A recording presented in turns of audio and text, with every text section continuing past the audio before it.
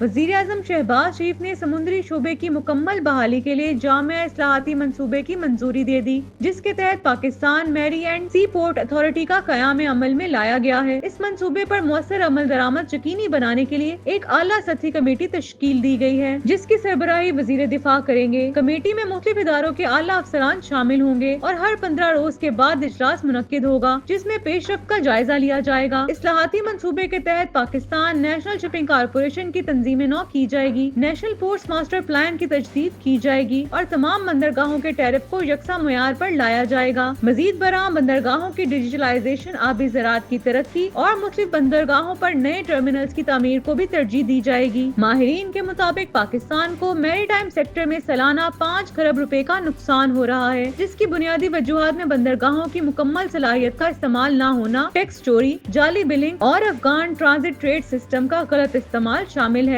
جس کی وجہ سے ملک کو اربوں روپے کا نقصان اٹھانا پڑتا ہے۔ ٹیکس چوری کے باعث بھی سالانہ 1120 ارب روپے کا نقصان ہو رہا ہے۔ معاشی ماہرین نے اس جامع اصلاحاتی منصوبے کو وقت کی اہم ضرورت قرار دیتے ہوئے امید ظاہر کی ہے کہ مؤثر اقدامات اور بندرگاہوں کی ڈیجیٹلائزیشن سے ملک کی معیشت میں نمایاں بہتری آئے گی اور سمندری شعبے کی کارکردگی کو جدید خطوط پر استوار کیا جائے گا۔